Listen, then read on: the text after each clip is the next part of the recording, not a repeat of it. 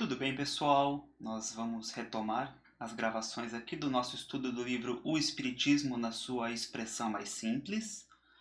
Nós tivemos um hiato de um mês e pouquinho do vídeo anterior para este, mas felizmente estamos retomando aqui nossas gravações, nossos estudos. No vídeo anterior, a gente falou sobre Deus. Foi, na verdade, nosso primeiro vídeo, né? A gente teve um de apresentação e nós começamos falando aqui sobre Deus. Trabalhamos as questões 1 e 2 do livro O Espiritismo na sua expressão mais simples. A gente já antecipou um pouquinho sobre a questão de matéria, espírito e Deus, e agora nós vamos entrar aqui no assunto espíritos. Lembrando, a grande chave desse estudo inicial é a questão 27 do Livro dos Espíritos, da 23 a 27 mais ou menos, tá? Agora, quem quiser se aprofundar especificamente no assunto espíritos, tem a indicação aqui das questões 76 a 128 do Livro dos Espíritos. Porque, vamos lembrar aqui que Kardec faz. No começo do Livro dos Espíritos ele dá um geralzão, um norte geral, e aí ele vai esmiuçando assuntos. E depois, cada tema que ele esmiuçou no Livro dos Espíritos acaba virando um livro da codificação. Então ele começa da noção geral ali e vai especificando. Então, propriamente do assunto espíritos. Vamos aqui para o texto do Espiritismo na sua expressão mais simples. Item 3 do livro. O espírito, propriamente dito, é o princípio inteligente. Então, desde já eu acho importante a gente fazer uma pausa aqui no que está colocado para nós, porque isso pode causar um pouco de confusão. Quando ele coloca aqui, o espírito é o princípio inteligente. Vamos então só lembrar, nessa ideia aqui o Kardec está querendo dizer o seguinte: existe o elemento material, o elemento espiritual ou inteligente e existe Deus, tá? Então, o que eu quero chamar a atenção? O que a gente tem convencionado nas obras é que quando nós estamos falando de espírito, sim, nós estamos falando do princípio inteligente, porém o princípio inteligente que já evoluiu, que já passou por várias etapas do processo evolutivo, animando vários tipos de corpos, a ponto de chegar no corpo humano. E aí sim ele assume essa qualidade de espírito. Então o espírito estaria aqui a partir da fase humana, da humanidade. Antes disso, se a gente for falar de qualquer outra espécie, a gente vai estar falando de princípio inteligente. Então é só para nós termos esse marco. Iniciou a humanidade, fase da humanidade, a gente tem espírito, já não se fala mais em princípio inteligente. Então qualquer livro que a gente for ler, se falar princípio inteligente, é antes da humanidade, tá? Para aquele caso específico, é antes de se tornar humano. Se falou espírito, é porque já pode animar um corpo humano, tá bom? Então, acho que é esse o primeiro destaque importante. Então vamos lá, o espírito. Sua natureza íntima nos é desconhecida.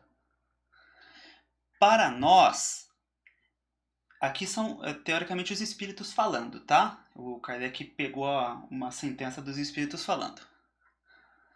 Para nós é imaterial porque não tem qualquer analogia com o que chamamos matéria. Perdão, na verdade, aqui são as palavras do Kardec. Que o Kardec formulou a frase, tá? Para nós é imaterial porque não tem qualquer analogia com o que chamamos matéria. Aí, assim, as dificuldades, às vezes, de estudar o espiritismo, né?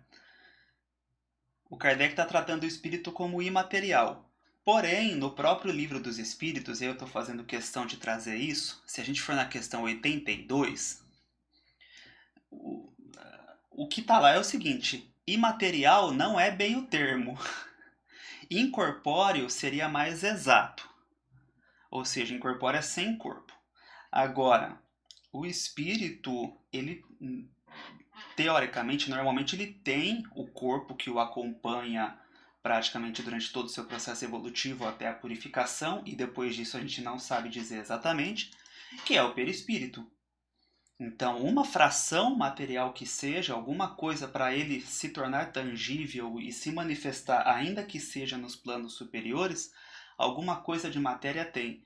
Então, teria algum tipo de corpo.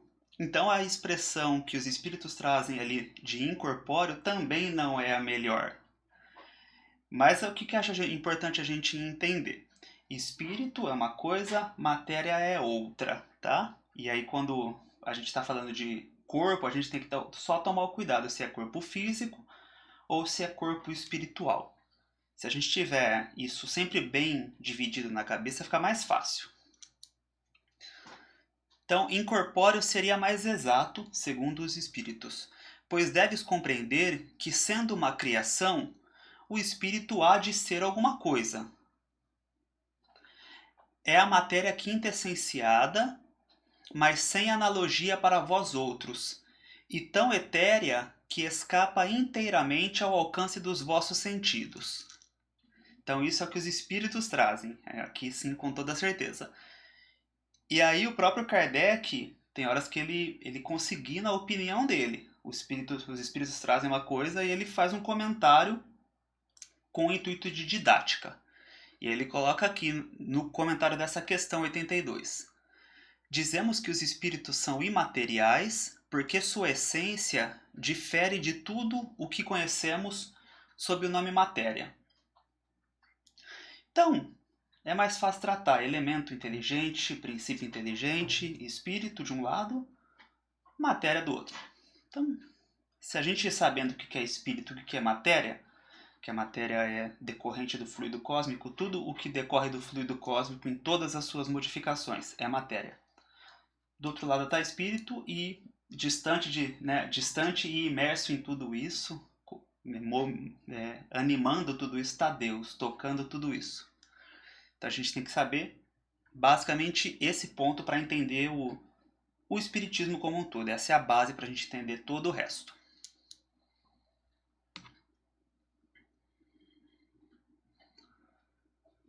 Então vamos lá. Sua essência difere de tudo que conhecemos sob o nome matéria. Item 4. Os espíritos são seres individuais, ou seja, cada espírito tem a sua bagagem, tem o seu cabedal de conhecimento de experiência. Então, tem algumas teorias de que, segundo a qual, quando desencarna, enfim, a gente vai para um todo, como se fosse a gota que se mistura com o oceano. Na visão espírita, isso não acontece. A gente partilha conhecimento, a gente partilha ondas mentais, pensamentos, a gente toca outras consciências, outros corações, em razão das energias e das ondas que a gente emite e recebe, mas nós somos uma individualidade que tem um princípio e a gente caminha para a eternidade, evoluindo sempre. E a única possibilidade que tem de a gente ter uma fusão parcial, ainda que seja, é na perfeição o que se busca a comunhão com Deus. Então, mesmo no transe mediúnico, quando tem ali o contato entre o encarnado e o desencarnado, de perispírito para perispírito, é um contato, é uma transmissão de dados. É como se espetasse ali o USB ou o cabo HDMI, enfim, transmissão de dados, mas não existe a perda de individualidade, tá? Ainda continuam as consciências distintas. O máximo a gente aprende uns com os outros, mas continuamos individualidades distintas. Então, os espíritos são seres individuais. Tem um invólucro etéreo, imponderável, chamado perispírito. Espécie de corpo fluídico, tipo da forma humana. Então, o perispírito ele integra o elemento material, uma vez que a sua constituição é decorrente do fluido cósmico. E aqui até um pouco de aprofundamento. Cada planeta tem a sua constituição, né? Seus elementos químicos e também as energias próprias. Então, os espíritos que têm condições de transitar entre os mundos, eles alternam a matéria do seu perispírito conforme a matéria daquele mundo. A ideia do perispírito é servir de veículo de manifestação do espírito segundo as condições de cada lugar. Então, ele troca como se fosse trocar de roupa. Que nem, vamos usar um exemplo que é do cotidiano aqui. Para ir no fórum, você não pode ir de bermuda. E, né, isso valia para antigamente também, não podia estar de chapéu. Tem que estar de calça, pelo menos, né? Então é uma exigência para você estar naquele local. E de maneira similar seria a questão do espírito, mas isso do que a gente absorve de conhecimento é algo que acontece de maneira muito rápida, da mesma forma que a gente ajusta a nossa respiração quando acalma, enfim, algo que acontece basicamente por automatismo, também seria esse movimento de troca de energias de tão habituado e de tão dinâmico que isso é para o espírito, tão simples que isso é de fazer. E presumo que não é algo que demanda uma concentração extrema para quem já está habituado a fazer, tá? Mas isso é divagação, isso não tem grande importância para a gente. Então, todo espírito tem um perispírito. Aí fica a questão se depois da purificação continua tendo perispírito ou não. Eu tenho para mim que sempre vai ter que seja uma fração do elemento material acompanhando o elemento espiritual. Mas também entra no campo da divagação. A gente está há muito tempo distante disso. Então vamos olhar para o que mais convém. Tudo que a gente for encontrar nas obras básicas em André Luiz vai estar sempre trabalhando com espírito e perispírito, e é isso que a gente precisa saber para entender bem, o começo pelo menos, né? O começo e um bom caminho pela frente aí dos nossos estudos. Então, os espíritos povoam o espaço, ok, e o percorrem com a rapidez do relâmpago. Constituem o mundo invisível. Então acho que tem bastante informação aqui. Povoam o espaço. Nessa primeira parte, a ideia é a seguinte: não há nada na criação que não esteja ocupado, que não tenha uma utilidade. Então não existe falta de propósito na criação. Tudo serve a alguma coisa. E todos os espaços tendem a ser ou podem ser ocupados pelos espíritos. Aí vai da organização, da estrutura adotada aí pelos maiores, por Deus e pelos espíritos superiores. Mas a ideia é que tudo está ou pode ser ocupado ou será ocupado em algum momento. Então, essa é a primeira ideia que a gente tem que ter. Percorrem o espaço com a rapidez do relâmpago. Isso aqui a gente não pode tomar como regra. Isso aqui é uma informação acerca de uma possibilidade, especialmente para os espíritos que já possuem uma situação melhor. Os espíritos ainda muito apegados à situação material, eles têm o seu perispírito denso e isso impede essa movimentação. Em regra é isso, tá? Quanto menor o grau evolutivo ou maior o grau de apego às questões materiais, mais denso é o seu perispírito, menos conhecimento e menos possibilidades espirituais aquele espírito tem. Então a sua velocidade, a sua locomoção não vai ser com a rapidez do relâmpago. A ponto que na própria obra Nosso Lar, não é todo espírito que consegue volitar, ou seja, consegue aquela capacidade de flutuar, né, de voar.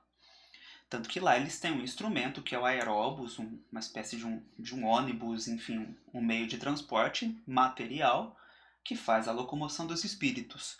Porque muitos não têm condições, mesmo estando em nosso lar, não têm condições de fazer essa locomoção e de usar o poder espiritual para se locomover dessa forma.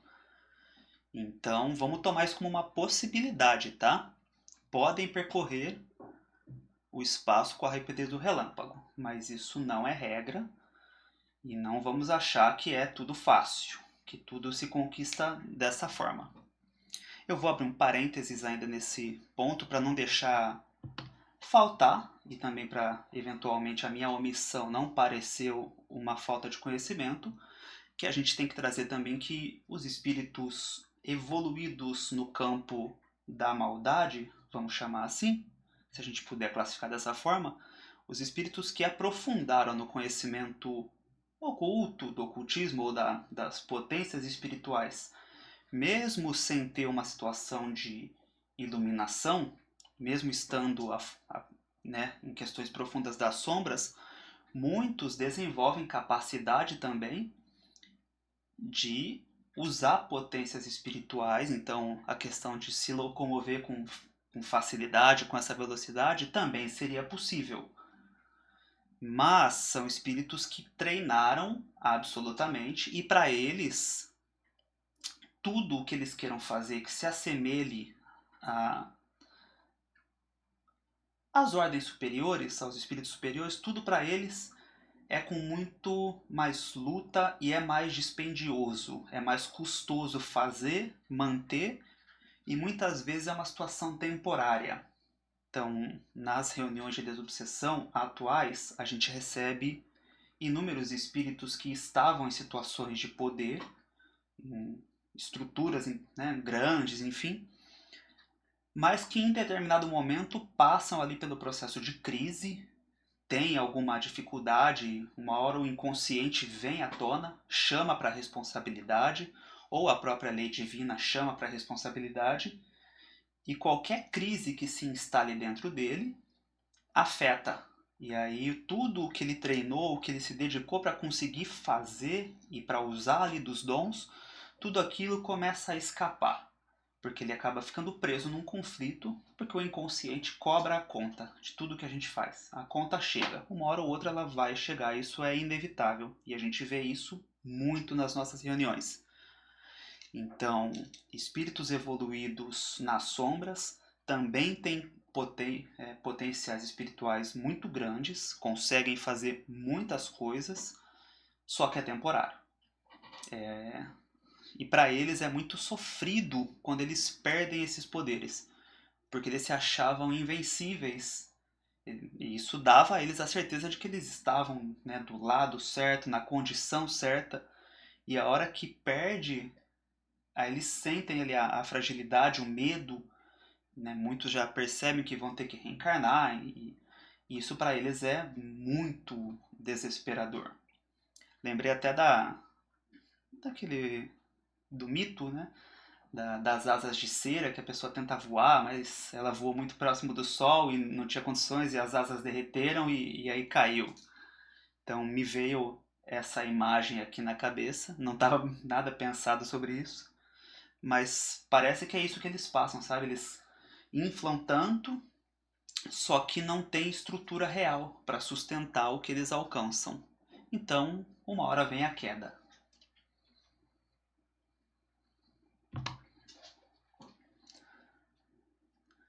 E o último ponto aqui, constituem o mundo invisível. Tranquilo, acho que a gente pode colocar no nosso processo evolutivo o mundo material, o mundo visível, aquilo que é percebível aos nossos sentidos, e o mundo invisível. Poderíamos também chamar de intangível, aquilo que a gente não pode tocar. Ou, com todas as ressalvas, também poderia ser o imaterial, mas estaria errado porque, embora isso, sendo do plano espiritual, toda a estrutura é material. Então, nosso lar é totalmente material, em outra frequência, em outro estado vibratório, mas é matéria. Então, eu trouxe aqui um apontamento da questão 88 do Livro dos Espíritos. Os espíritos possuem forma determinada, limitada e constante. Deixa eu só ajeitar essa caneta aqui. Limitada e constante. Quer dizer, o limitado aqui é importante para a gente entender que é circunscrito. Tem uma estrutura que acaba se fechando em si mesma.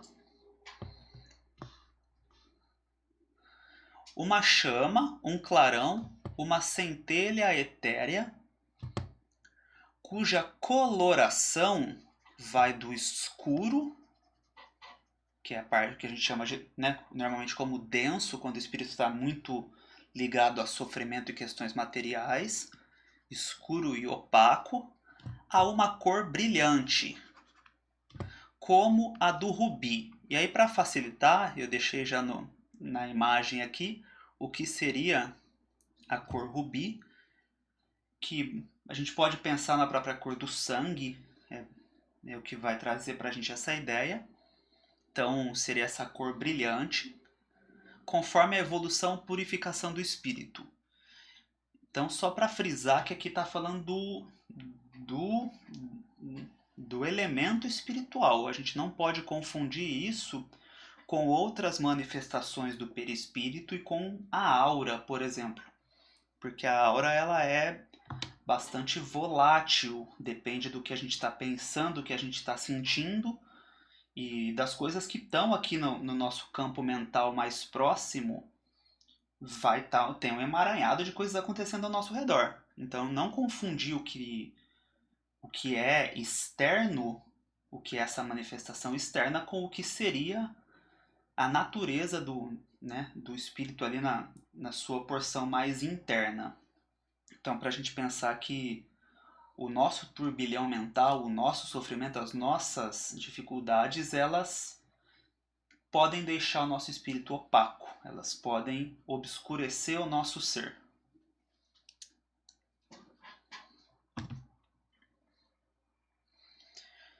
E a última questão desse nosso estudo de hoje: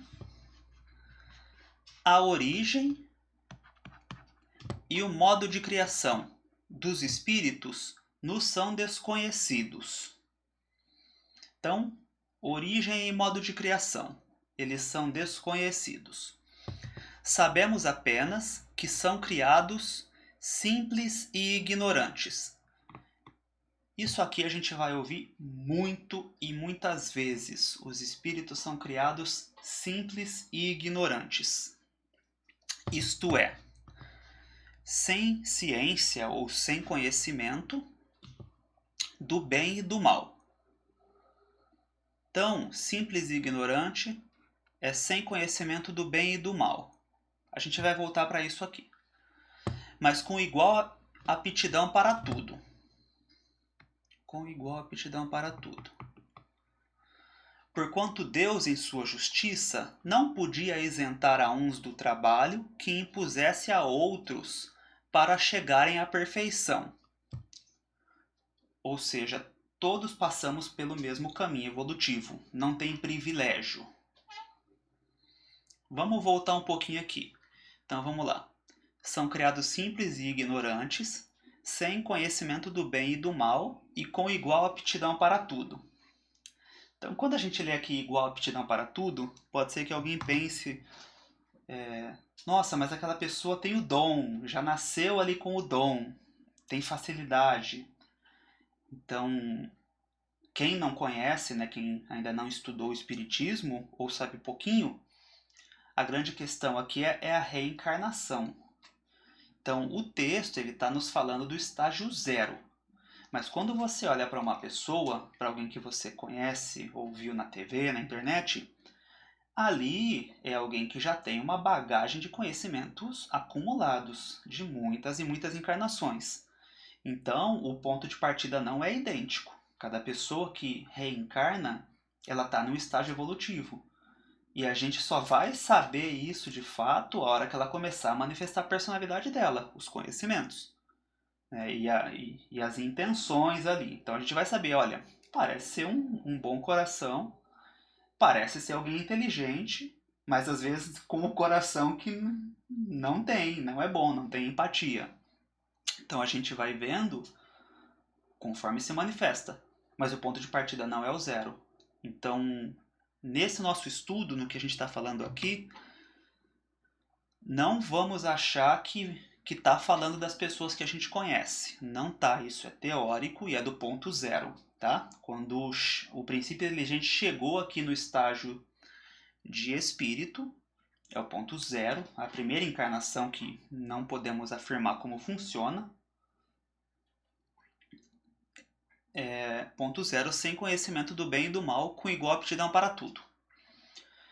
A questão do conhecimento do bem e do mal, é o próximo assunto, vai ser o nosso próximo estudo, que é livre-arbítrio, o bem e o mal. Vai ser o nosso próximo vídeo. Antigamente, talvez eu deixasse passar essa parte. Mas eu garanto, eu afirmo que hoje a grande temática que a gente tem que entender, não só para o estudo espírita, mas para a nossa caminhada espiritual, para o nosso processo evolutivo, e para entender a ideia bíblica, é isso, é a questão do conhecimento do bem e do mal. Então, a Bíblia como um todo, ela vai mostrar, ela vai dar exemplos de quem conseguiu manifestar o bem, de quem manifestou o mal, de quem tentou fazer o bem, de quem tateou com o mal e vai tratar da lei de causa e efeito. Então, especialmente o Velho Testamento, o Antigo Testamento, vai estar sempre nessa temática, o bem e o mal, quem conseguiu, quem não conseguiu, quem tentou e a consequência disso. A consequência de ter feito o bem e a consequência de ter feito o mal. Ali para as pessoas e para os povos. Então eu penso que é um dos assuntos mais importantes que a gente tem que parar para pensar. Essa questão do conhecimento do bem e do mal. E que seria até o motivo da queda, né? Do Éden ali, quando foi recomendado para que não comesse do fruto do conhecimento da árvore do bem e do mal, porque seria como tentar pular o estágio. No fundo é isso, se o processo evolutivo é do simples e ignorante à purificação, tem todo um caminho a ser feito, querer se antecipar, a gente já se coloca numa posição de orgulho, de arrogância. E a falta de experiência, de maturidade, não permite que a gente diga isso é bom, isso é mal. Então, quando a gente começa nessa fase aqui, em que a gente já viveu algumas coisas, quando a gente começa a julgar, a condenar, a apontar o dedo e a tratar com firmeza a conduta dos outros, nós estamos nos colocando nesse papel que cabe a Deus. No fundo, tá na mão dele a árvore do conhecimento do bem e do mal. E a gente tem o exemplo de Jesus, quando ele foi chamado a falar sobre ali a situação da mulher que foi pega em adultério, e ele não condenou. Ele não disse isso é certo, isso é errado, isso é bom, isso é ruim. O que nos é narrado é que ele silenciou. Em primeiro ele silenciou, depois ele desenhou ali, não, rabiscou a areia, e depois ele simplesmente fala, quem tiver sem pecado que atire a primeira pedra. Mas ele não condena, ele não chega apontando isso é errado, e enfim. Ele simplesmente fala, tipo, vai, não peques mais. Porque no contato íntimo, ele podia olhar para aquele espírito, para aquela mulher no caso, sentir ali o processo dela e dar uma recomendação uma recomendação direta a ela. Mas foi no sentido de uma orientação espiritual. Não foi para condenar e para instalar um processo de culpa. Foi para guiar. Então, ele dando aí o porquê de ser o guia e modelo da humanidade segundo a visão espírita. Então acho importante chamar a atenção para isso. A gente tem um olhar com muito carinho na questão do conhecimento do bem e do mal. E a gente não cair na situação de ingênua de achar que nós somos bons e de que nós estamos do lado do bem. Se a gente achar que é bom, se a gente achar que estamos do lado do bem e tiver essa visão pueril, provavelmente nós vamos nos perder no caminho. A gente vai cair no conto de alguém que vai nos puxar para um desvio, porque é uma posição de arrogância. É como eu sinto, tá? E eu acho importante colocar isso. Acho que quanto mais a gente tiver essa visão, estou sujeito a erro, tenho que me melhorar, tem coisas a serem purificadas, mas também tem tem luz que já se produz, a gente reconhecer que existem os dois lobos dentro de nós, e que a gente tem que alimentar o lobo do bem, mas saber que existe aqui as sombras, quanto mais a gente souber disso, mais segura é a nossa caminhada, para nós e para as pessoas ao nosso redor. Então, seja para os dirigentes, coordenadores de reunião do centro, dirigentes de instituições onde nós trabalhamos, com as quais nós lidamos, dirigentes de nações, a gente saber, tem porção de sombra, tem porção de luz, cada qual segundo o seu processo evolutivo, mas não tem ninguém puro. Então vamos ter maturidade para isso, de lidar com isso. E quem mais condena, quanto mais se condena, se aponta dedo, se critica, provavelmente maior é a porção de sombras. Sombras internas que se projetam na nossa condenação. E aí a psicologia vai tratar mais disso, e a Joana de Ângeles, uma autora espiritual, aborda muito esse assunto. E a gente sentiu e a gente sente diferença no nosso grupo espírita quando nós temos esse olhar de maturidade. As entidades que chegam na reunião, quando a gente se coloca nessa postura honesta de nós também temos coisas a serem melhoradas e, se possível, vamos aprender juntos, vamos trocar experiências. Quando a gente se coloca assim, vamos chamar que o contato é mais humanizado, ele está horizontal, e é muito mais fácil ter esse entendimento com o espírito e abrir um caminho na consciência dele para a luz chegar e clarear os raciocínios o quanto possível.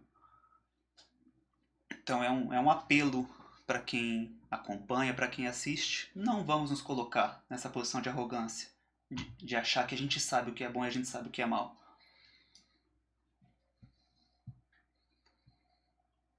Então, com igual aptidão para tudo, porquanto Deus em sua justiça não podia isentar a uns do trabalho que impusesse a outros para chegarem à perfeição.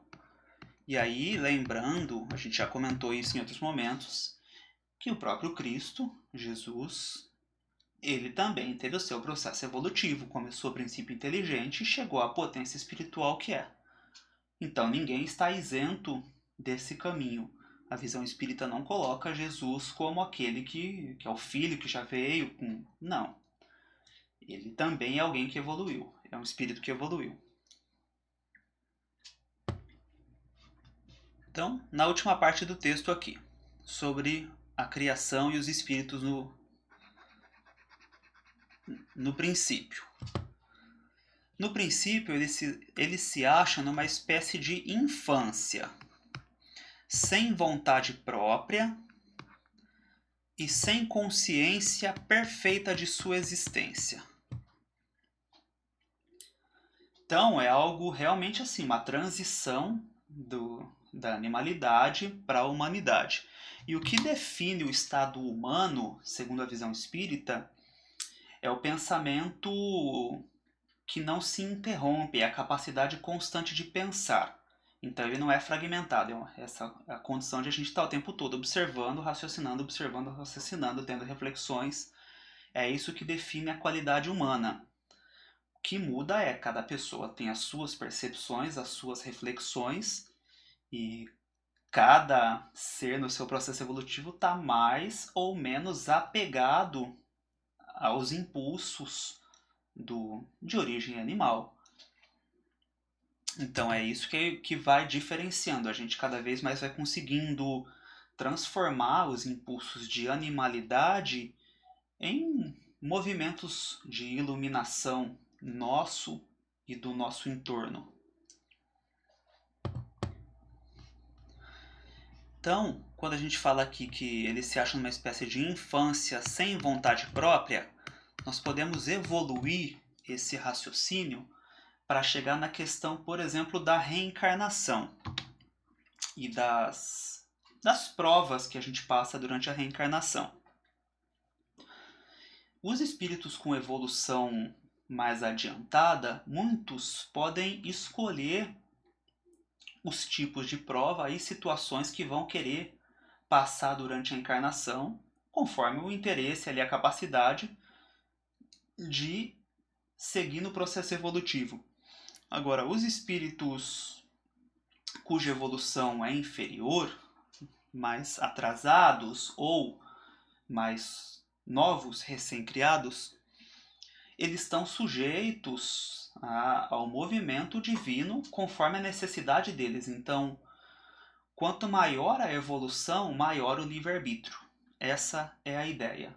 Então, da mesma forma que aqui na encarnação a gente não pode permitir que a criança tome todas as decisões e diga o que tem que ser feito, assim também com os espíritos, porque não tem condições de escolher. A escolha ela não é pura, ou ela não está livre de embaraços maiores. Então a escolha ela tende a levar a caminhos extremamente desastrosos e sem a consciência.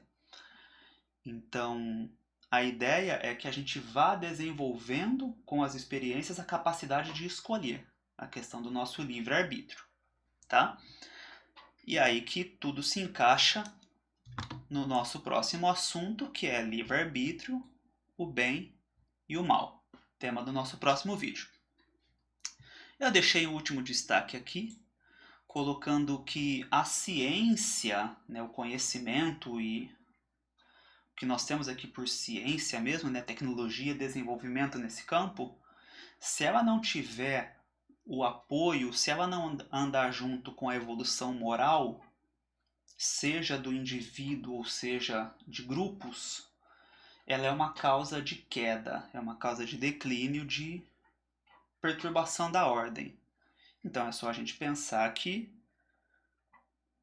quando se conheceu ali o íntimo dos átomos e da capacidade de movimentar aquilo, que nós usamos isso no primeiro momento para uma bomba atômica, né? E só depois começou-se a fazer um uso mais adequado, um uso com finalidades mais nobres, e a gente tem na ciência, na medicina hoje, um uso mais adequado disso. Mas a primeira coisa que se fez foi querer explodir. Explodir, matar, enfim, o que a humanidade tem feito ao longo do tempo, né? Que é procurar inimigo lá fora. Nunca olhar para dentro, seja um indivíduo, seja uma nação. Mas é o que nós temos, é onde estamos e vamos estudar e refletir e trabalhar para se melhorar. Então, espero que tenha gostado desse vídeo. Vamos retomar agora com regularidade as gravações, os estudos. E fica o convite para acompanhar o material que já tem disponibilizado aqui, a playlist de meditações, práticas que foram conduzidas com o grupo, especialmente durante a pandemia, mas a gente já tinha inserido isso e vem desenvolvendo cada vez mais. Tem sido muito bom, muito importante para todos nós. E temos especialmente o estudo do livro Diálogo com as Sombras, para quem já conhece um pouquinho ou se interessa ali por reunião mediúnica e atendimento de espíritos. É um estudo que foi mais aprofundado, 30 e tantos vídeos, mais de 1 hora cada um, 45 minutos, 1 hora. Então foi um estudo mais denso, mas quem se interessar fica o convite também. Nos vemos no próximo vídeo, se Deus permitir. Muito obrigado.